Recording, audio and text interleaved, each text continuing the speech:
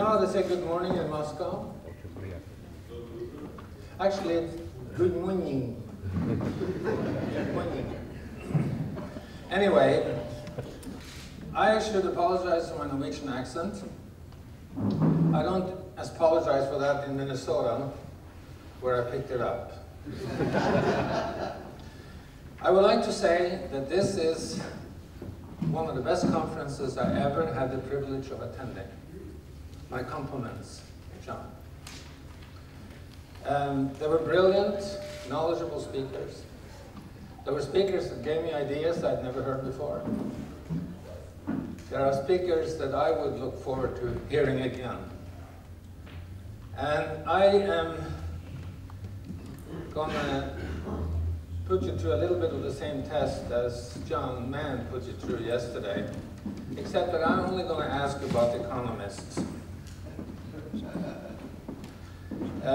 I happen to be one of the very few economists in WCPS. And if you take a look at, this is supposed to move when I push the arrow, right? There, I did. That's a typical economics department. And I have to say that the interesting thing to me is when I briefly flashed that the secret is not in counting the beans, it is in growing more beans. I revealed my prejudice that I bring to this conference, because the growing of beans becomes steadily more important. And if you take a look at the economics having contributed to your field, how many of you have heard about Ragnar Frisch? Okay.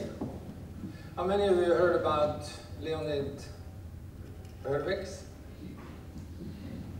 Okay then, those are my teachers. Leonid Hurwitz received the Nobel Prize in Economics in 2007, and Ragnar Frisch received the first Nobel Prize in Economics in 1969. And he did it for production function theory, which I was determined to put into real life. And you cannot do it until you learn about incentives, and that's where Leonid Hurwitz came in. And you will hear a combination of the thoughts of these two and many other great thinkers in the field. Today, we will show how to produce 100-to-1 returns on the bottom line. This we guarantee. Our actual findings is 300-to-1. So we don't really take any chances on this. If you spend $1 million on a productivity improvement project, your customer should receive 100 million to the bottom line. We shall show how to achieve this by increasing productivity and establishing the right framework for innovation and change. Productivity is the single most important thing you can do if you want to grow and develop as a nation, as a company, as an individual. We shall show that there is at least 3 ways of doing this. The first one is the 80-20 rule. We're going to skip over that pretty fast.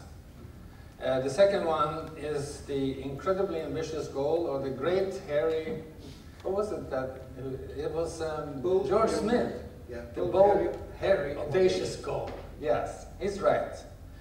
And the third one is the one that will capture it all. It is a combination of extreme innovation and extreme leadership. And then we're going to set a framework. One of the most interesting things you will hear is to see how far behind we are on the right framework for productivity. And we're going to take 3 countries in the EU, Britain, Germany, and France, and see how much more you can accomplish by just changing the framework in productivity improvement. And then we're going to discuss the leadership that will take you there. And that is the thing. And one day I hope I will actually get a chance to talk about leadership for a longer time than the 35 seconds I have on this speech. And for me, that is the most extraordinary part that came up during our work.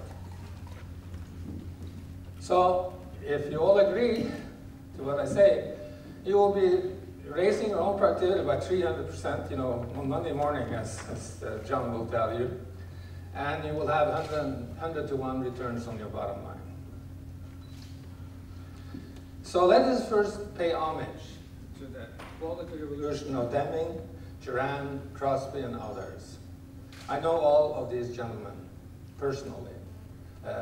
Well, Juran and Deming have passed, but they were, Juran was a fellow faculty member of mine at the Carson School of the University of Minnesota. He studied for his PhD at the university, and he gave his fortune to the university.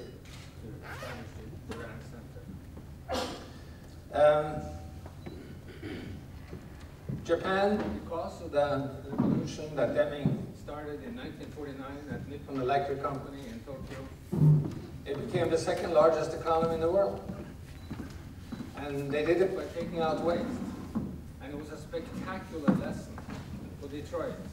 Because in 1973, would I be better off to lift this up a little bit? Yeah.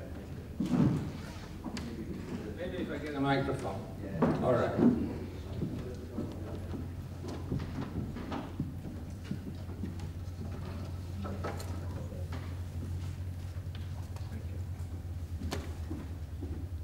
The US in 1973 started to do high-quality cars. That was new. We were all feeling safer. That was also new. And then you ask, what happened to Japan?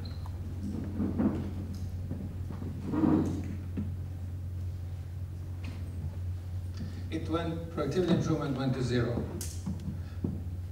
Okay, so I don't see the same thing as you see it down there.